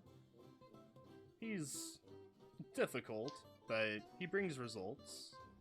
He didn't really exactly seem like the nicest person to be around. No, he doesn't have a way with people. Interesting. Well, Which I I really assume... should be And he getting says, off to the hospital. But I'll be back later tonight to do more hands-on work to investigate. okay, cool. And you leave the carnival? Yeah, just say goodbye. Okay. Roll a spot hidden on the way out. Whoa! 2? Okay. Perfect. No. Walking by and like walking through the main tent, you look over and see Ida like walking around and looking at stuff like in different corners and boxes and just kind of very, very focused on what she's doing. I'll walk over to her before I hail a cab. Okay. So yeah, you walk over to where Ida is. Hi, Ida, correct? Oh, yes. Hello. I think you and I are being employed for the same sort of work. Have you found anything? Yeah, and I pull out the vial. Okay. Yeah, and Ida pulls out a probably like thumb-sized vial. It's a dark glass, like a dark brown glass. There's no lid on top, and like the top of the vial, like half of it has been broken off. So it's like a very uneven, sharp. Give me this vial and I can take it to the hospital and have it analyzed by one of the doctors. Are you sure? Well, I mean, I'm going there anyway. Okay. I'm sure I can convince someone to take a look at it. I give her the vial. Okay. I give her the vial. Okay, cool. So yeah, she kind of waves you, keep it as you hand it back to her. Mm-hmm. The two people that I saw yesterday, according to Bill, they haven't returned. They were apparently, from what I can guess, they were two people from Innsmouth, and they say that the fish boy is their child, and that they were trying to buy him back from Odin. Oh. And since no one's seen anything about them since the fire yesterday, we don't know where they are, and it's reasonable to assume that they might come back for the child. So we should keep an eye out for them. You gather that they probably went to Bill Darby as like a last resort, you know, after Odin was kind of unwilling to work with them. Yeah. So I don't really know what we can do now. Really, if they're the culprits, we have to just wait until they come back. Mm-hmm. But we should definitely keep an eye out, especially around that fish boy. Yeah. We definitely should keep an eye on him and everything. Well, anyway, I can't spend too much time here. I've got to go to the hospital for my shift. Okay. But I'll be back later this evening, so if you find anything, just let me know. We can coordinate our efforts from there. Alright. Sorry, I zoned out for a minute. Yeah, I was thinking about the fish boy. Yeah, I want to get a closer look at that boy, and I still don't even know if what's in that tank was a boy or a fish. I think it was both. I can't imagine it. To me, it's just got to be one or the other. It's kind of unnatural if it's both. I think in my experience, I think it's both. You have experience. I think so. Interesting. Well, anyway, just letting you know what I think you should focus on. Keep doing whatever it is you're doing. I'll get this vial identified. Okay. And be back. Alright. And I bring up my camera and start walking away. Okay, And cool. I'm gonna go hail a cab. Okay, so yeah, you go out to the front and hail a cab, and one pulls to the curb, and it's probably like not like a super nice cab, but it's older but well taken care of, and you see like a scraggly bearded like older man driving it, and he has like a dollar bill like tucked into his hat. He's wearing a fedora and like a dark trench coat. Okay. I'm just gonna. Can you take me to a hospital? And he says, yeah, sure thing. And punches the cab fare meter, and it starts like ticking, and he drives off towards the hospital. Okay. While we're on the hospital ride or trip to the hospital, I'm just going to examine the vial. Okay. Roll a medicine. Okay. Oh, I'm in edit mode. That's why I can't. Oh, I did it twice again. I don't know why I keep doing that. Either way, it's a Wow, success. that's like damn close. Yeah, so as you're inspecting this vial, you see that whatever was in it is now gone, and it's pretty much dry on the inside. there isn't really like a remainder of anything, but you kind of like bring it up to your nose and smell it.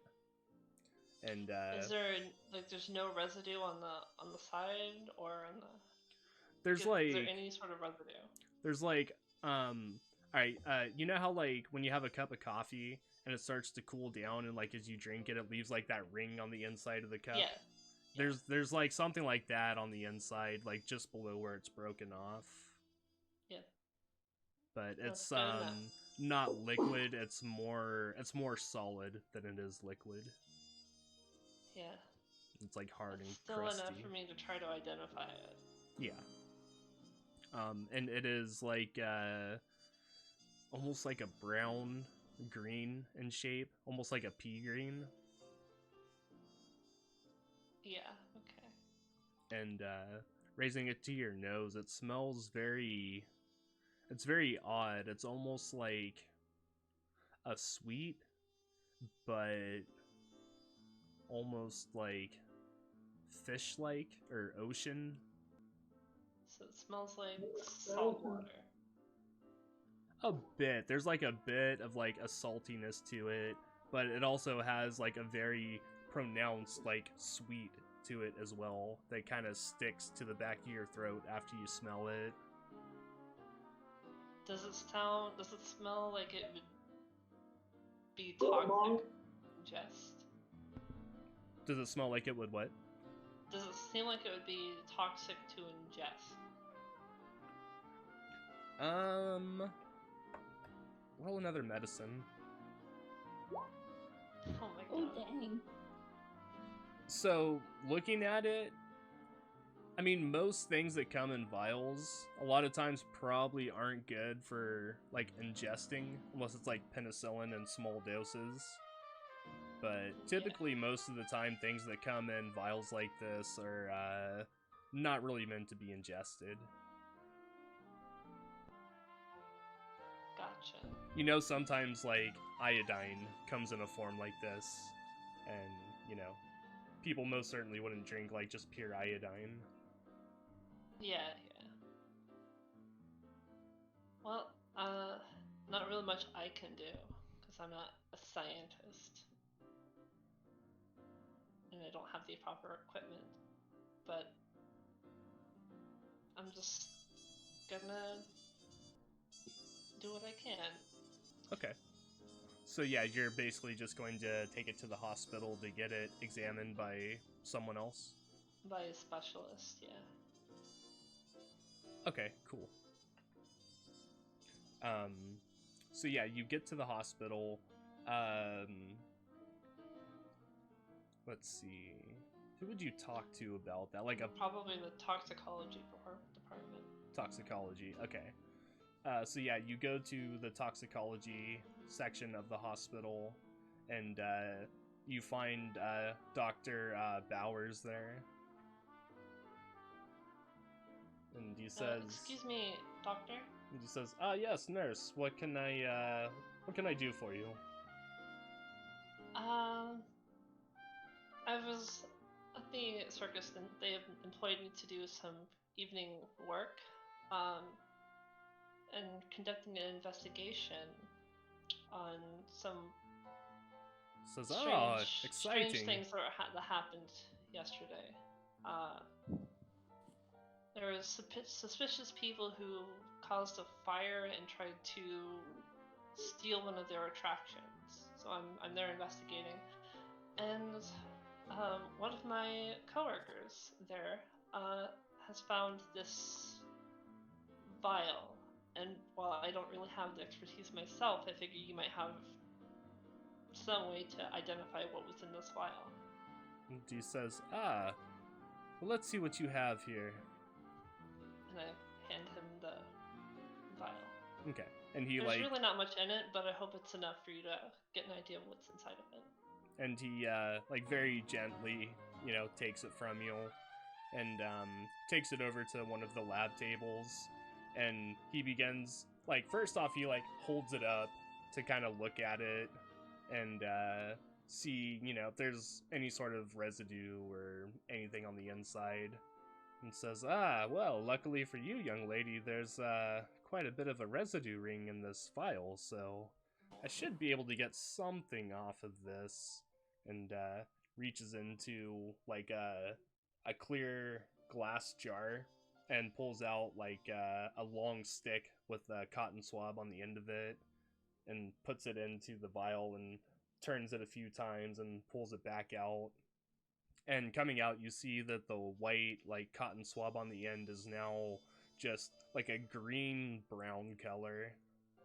And he looks at it and kind of smells it and glances it over and says, never seen anything like this.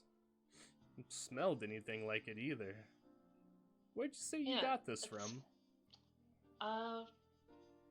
We got it from the circus. I'm not really sure. I didn't really have time to ask her where exactly she found it. I'm gonna go back there later this evening. And I can get more details about it now, but I've gotta go to the children's ward to start my shift. So if you've figured out what it is, I'll be down there. And he says, yes, I'll continue to examine it, and if I find anything, I'll be sure to come and find you and let you know. Thank you. And he sets the cotton swab in like a petri dish and sets it under a microscope. Okay. Then I'm just gonna go to my job. Okay.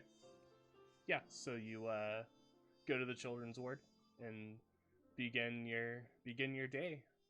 Yeah, my average, normal life. Ida, we'll hop back to you. Okay. So, roll a spot hidden for me. Okay. Failure. Holy Okay. crap, that was loud. So looking around, you don't really find anything in like the not like residential area, but where everyone kind of lives. You know, there's like multiple tents and stuff there, and Bill Darby and Lucius O'Dim, they have two very large like carriage houses, I guess. Trailers, yeah, like carriage trailers, like wooden carriages, but it's like a trailer on the inside. It has like the two like open doors that swing open on the back. But yeah, they have their own. In fact, Chipper, roll a history check for me. Oh, with pleasure. My history's awful, but okay. It's alright. No objection. 93. Okay. Alright. Bad. But yeah, searching this area though, Ida, you don't really find anything else. Okay. So, Alright. yeah, if you want, you can go back to Mr. Darby and tell him what you found, or... Can I go over to where the fish boy is? Sure. The circus currently is closed right now, and with how Lucius O'Dim is, he's very protective. So, as you go to the freak show tent where the fish boy is, roll a stealth for me. Okay. Oh! Yay! So, Success. silent as the night, you go into the freak show tent, and Yay. you go to the covered tank that you know is the fish boy's. I lift it up and look inside. Okay. So you lift up the curtain on it and look inside, and the water is still very murky. Roll a spot hidden. Failure. Nice. You mostly just see like a dark shape floating in this murky water. Again, it is huddled in the corner with its back to you. Mm. And you still don't really get like a good look at it. Okay. You can see that there's like bony fins like coming off its head, like in a mohawk sort of way, but it's laid back flat, almost like a cat does when they're angry or upset. Mm. I go back out and go through the curtains back to the backstage. Okay, coming out, roll another stealth check. Okay, as quietly as you went in, you come back out, and you're within the main tent once again. Or are you going into the, like, through the other way into the backstage area? Backstage. Okay. Yeah, so you go to the backstage area, and you see Bill Darby still sitting at the desk there. It seems to be he's writing in like a record book or like a bill of sale book or something similar looking to that. Mm-hmm. It's basically like the circus's like financial books. Mm. Okay. We can take a short break, like 10-minute break if you guys want.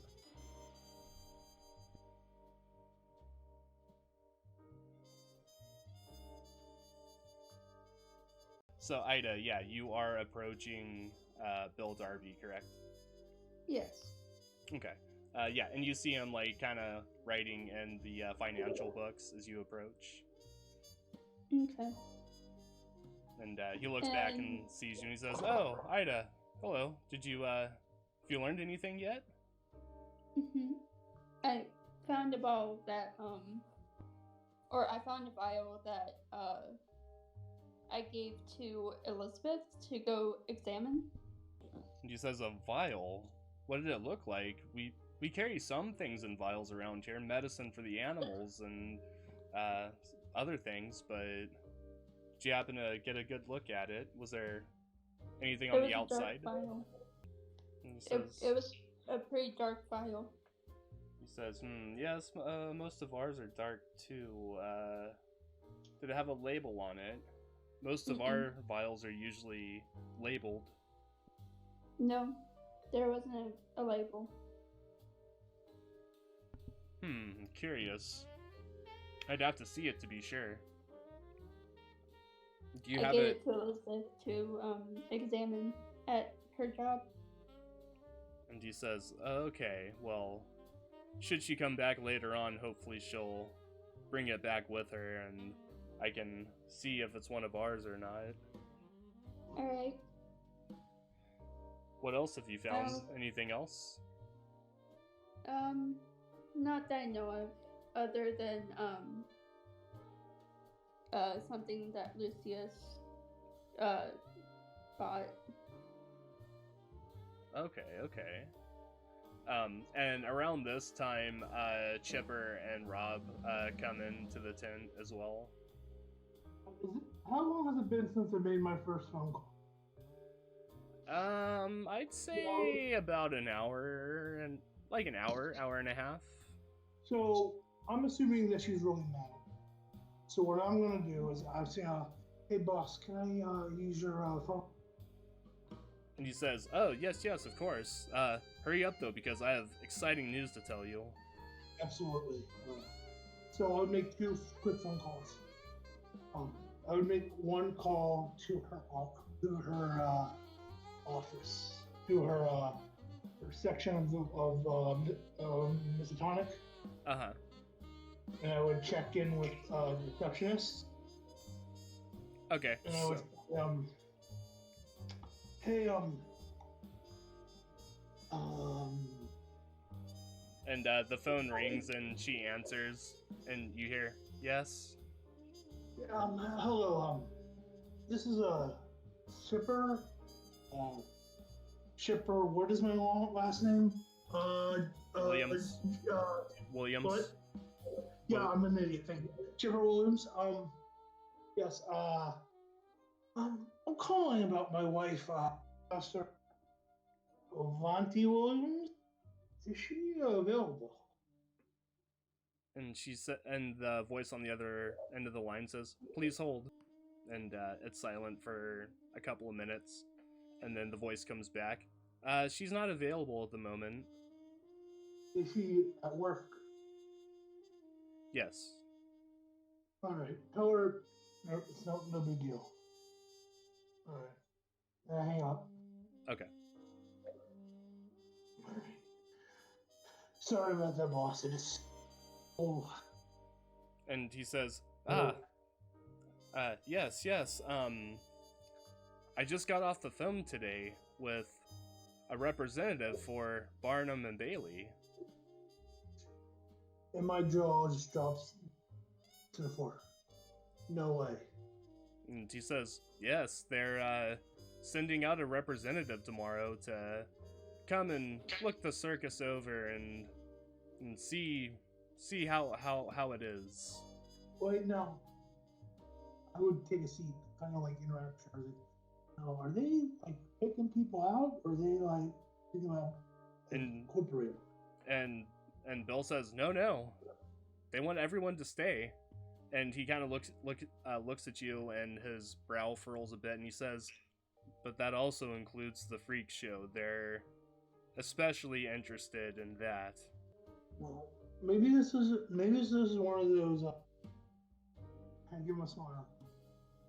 We can keep the freak show, get rid of the candy, find more stuff, and just get a new person to replace Odim.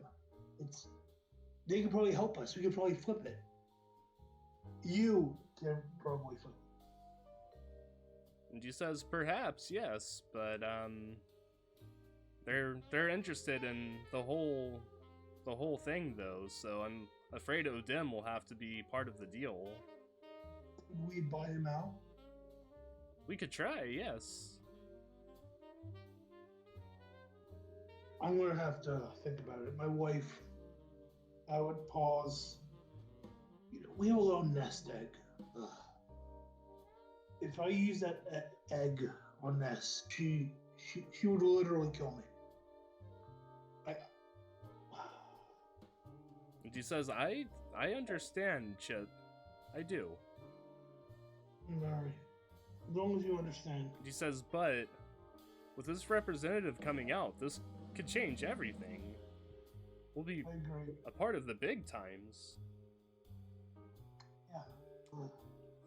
Have you told anyone else yet? We'll be in the big leagues. No. You're the first person I've told. I just got off the phone with them 20-30 minutes ago. Are you gonna make the announcement, or do you want me to? No. I give us. Do you want me to leak the intro? And he says, no, I'll make sure to let everybody know.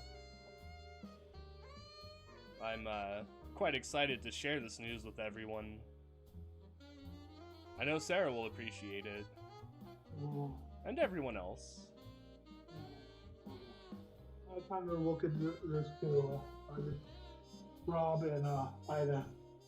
They say, yeah. And I just, boss, you don't mind if I go take a what's that? You cut out? I said, you don't mind if I just clear my head and take a walk for a minute? No, by all means, Chip. I would look at Rob and I would just shake my head. He's not for. I would. Actually, I would stop and I would say, boss, I do have one last one. And he says, go ahead. And I look at Ida and Rob. I think I want to ask them to leave, but I don't. And I say, do you remember? I just cover my ears. No, you don't have to. It's fine. It's fine. Earmuffs. So Ezra's mother, a fortune teller lady who worked here. And he Do says, you have her stuff? go ahead. I say, Estella, I know that was more Joseph's department dealing with her, but do you have some of her private belongings? And he says, I might have a box with some stuff in it, yes. You can help yourself, of course. Rob? What's up, buddy? Yeah, I need you, your help moving something. I'm all yours, pal. I would look at Ida and say, so you... She's not here to break out the kid again, is she? No. And Naturally. and Mr. Darby says, Lord, I hope not. O'Dim will really lose it if that happens. I'm just gonna... me and Rob just need to take a hike. You know, like, Ida, right? Old guy and I said, do you need anything? Or, like I said, I know most of these people. I don't know O'Dim. But you may want to talk to Sarah. She goes by her stage. She's one of the acrobats. Her name. Look at my backstory real quick. So the deal is, go ask for Liu. Go find the acrobats Liu. Yeah, her name's Sarah Hill. I kind of get embarrassed. You know, she's just a Brooklyn Irish Korean pretending to be Chinese. You know, like everybody in the circus. Can you just, you know, she might know a few things. She knows everyone. So if Adim's playing on anything, Sarah probably has a few leads for you. All right. I will also check with Black Joe. Black John, he's one of the, he's like the head, what would you call him? Head janitor? He's the fix-it guy. Been here longer than anyone. He might know some few things. All right. You might, we'll see you later, boss. And he says, see you around, Chip. And we immediately... You following? I think. All right. Are you following like stealthing, or are you following? Just following. just following. So I looked at. Well, you might like this. So I would go to the storage area with and I would take me a few. Would I have to search for these boxes for? Would I be able to? Yeah, roll spot hidden. Because he just kind of said, like, oh, just a box, like, in the back somewhere. So, see. Can I help with that since I'm with him helping look for him? Yeah, that's fine. Nope, not this time. You can't save me this time. Where the heck is spot hidden? That would be under spot hidden. There we go. Okay, cool. So... Sorry, go ahead. Sorry, you described it. My bad. Oh, okay. Yeah, so you get into, like, the back area, which is pretty much like storage. And you see there's, like, some wooden crates and some, like, traveling luggage of various sizes. And looking around, you see there is, like, an old traveling suitcase. And it's made of, like, dark leather and has, like, nice kind of wood accents on it. And on the front, there's a, like, lock. It's one of those locks where it's, like, the pin with the part that goes over it, and it twists and locks. And it has her initials on the outside of it, and you immediately recognize it. Artistic license, would I know the code? Since we were basically a couple. It's not really, like, behind, like, a code like that. It's just, like, a twist and lock sort of thing. So I would be able to do it easily then? Yeah. Oh, yeah. Okay, so I opened the thing. Inside there's tarot cards. There's a crystal ball wrapped in paper. Yeah. I would see a book, some occult books, and I would look at them real quick. She was into this Interested. weird. What? Interested. You are? She is, this? yeah. Yeah. She has No, 70 still, in it. Sorry, go ahead. Oh no, I was just asking if Ida was there. She followed, right? Sorry, what? Yeah. Okay, cool. So yeah, you're Yeah. seeing all of this. I would turn to Rob and say, so Ella was, I guess, my girlfriend. She's Ezra's mother. She disappeared when I left, and one day, apparently Joseph said Ezra was like 2, and he just showed up here, and she was. But she wants to stop. You cut out. All right, all right, so can you guys hear me now? Yeah. Yeah, Like, it was just like so that about last the same half. time- All right, so Joseph, the former ringmaster, found Ezra about 2 years old. He thought he saw Stella, but she didn't stay. Stella was really weird.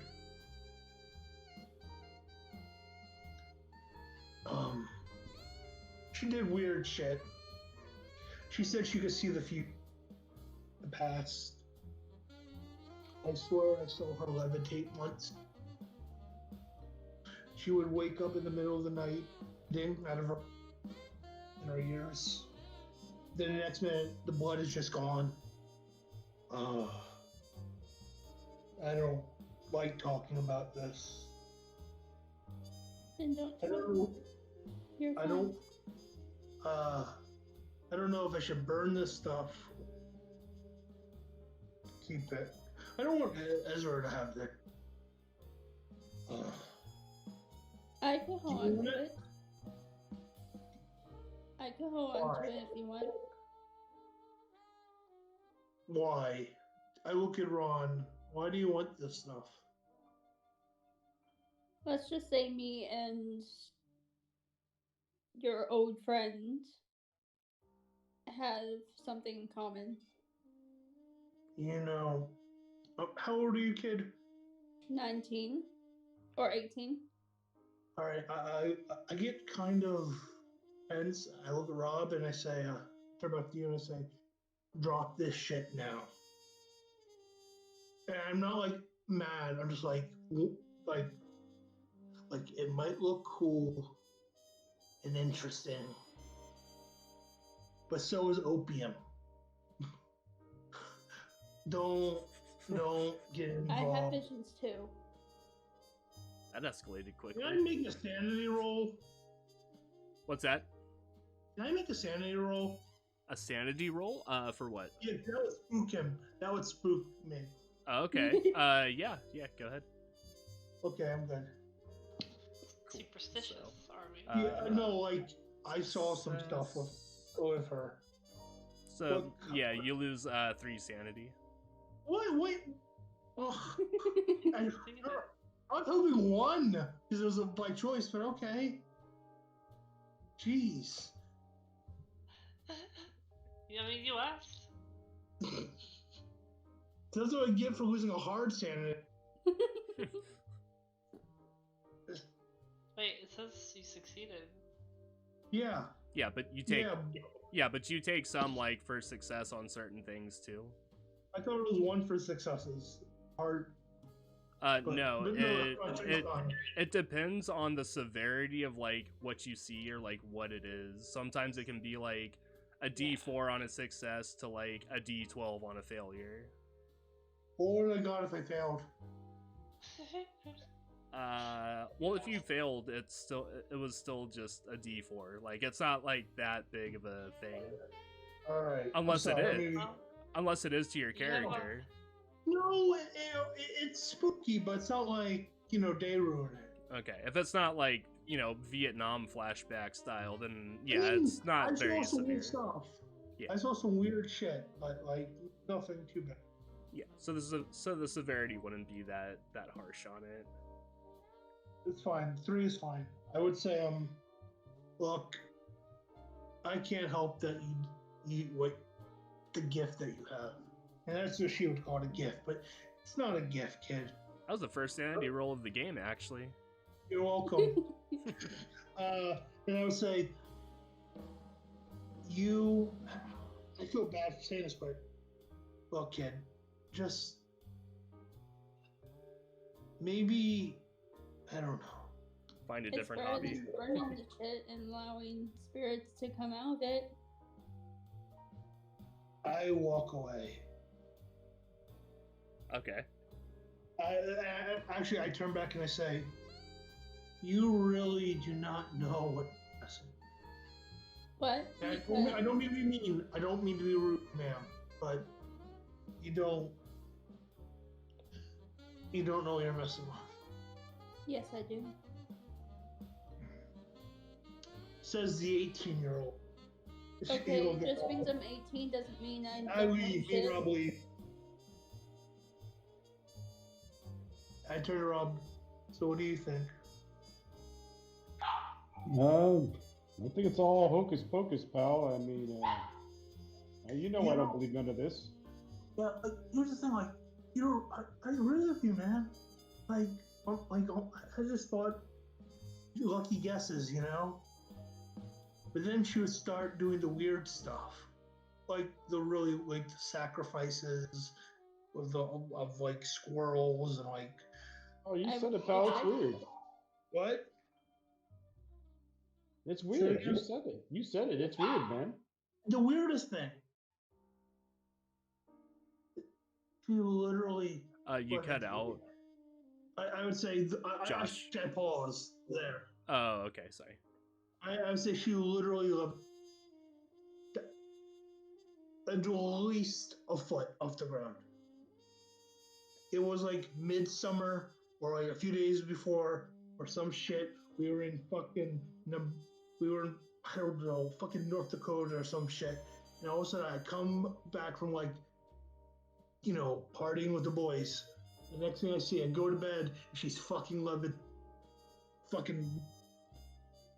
And I put my hand underneath. I look at him. No strings. I still don't know how she did it. And I'm just patting him on the shoulder. I'm patting Chipper on the shoulder. And it's like, all right, pal. No, you saw it. It's okay. You saw it. Oh, And I think I'm getting a little bored with like all the talking spooky stuff because I don't buy it.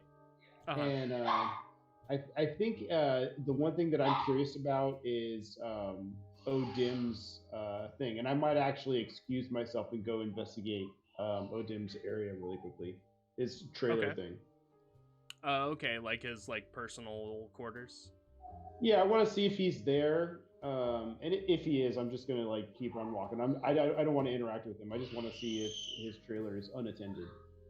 Okay, so you go out to his trailer, and looking around, you don't see him outside of it. You don't really see anyone near it. Yeah, and I'm not particularly sneaky, but I'm gonna try and maybe just kind of slyly walk up to the door and try the handle, see if it's unlocked. Okay, so yeah, roll a stealth for me. Unless you're not being stealthy. No, I don't want to be noticed, and that was definitely a failure. Okay. So you walk up and try the handle, and it's locked. And as you go to back away, you see Odim walk out from the tent going towards his carriage, and he stops as he sees you there and says, "What are you doing?" Oh, just the man I was looking for. How you doing this wonderful morning? And he says, "Yes, I'm doing fine. And yourself?" Oh, don't worry about how I'm doing. Listen, I've been meaning to talk to you about your main attraction. Listen, you got some time to talk? And he says, for you, I'm sure I could spare a moment. Talk quickly. And yeah, so he just starts like going into like, listen, don't you know that that's a kid? I mean, you can't really go around poking kids with sticks. I mean, that's not a good look, pal. I mean, and like at this point, I know I've been caught trying to sneak in, so I'm just trying to like annoy him to the point that he wants me to go away. And he says, well, as I've told you before, that is not a person. It is a creature, a monster, an animal. It belongs to no one. It belongs to me because I currently own it.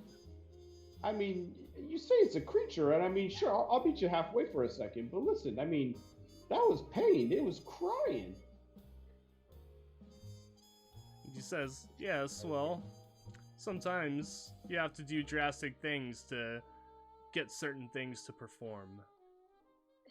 Yeah, you certainly do. And, now, if you excuse me, Mr. Cab Driver, I have other matters to attend to.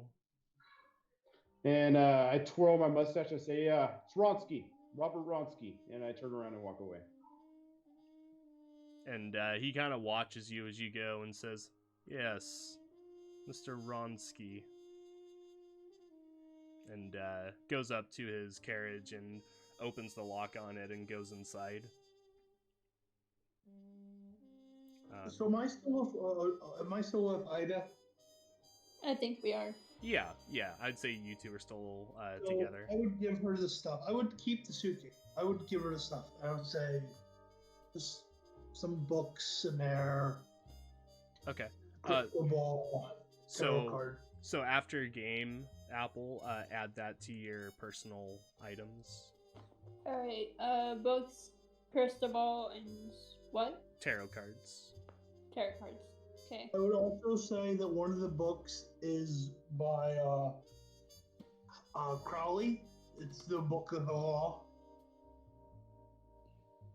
By Aleister Crowley. Which one? It's called The Book of the Law by Aleister Crowley. It's a real book by a real occultist from the 1920s. Yeah, I know who Aleister Crowley is. Yeah, so, yeah. Okay. Okay. So yeah, you have a fine new set of paranormal belongings. Crystal ball, tarot cards, books on the occult. And that's where we'll go ahead and end this session. Oh, okay. That was fun. Yeah, good session. Definitely. I'm a little sad I didn't get to visit Port Shop, but it is what it is. Yeah. Thanks for watching, and we'll see y'all next week. Bye. That was fun. Yeah, that was a good one.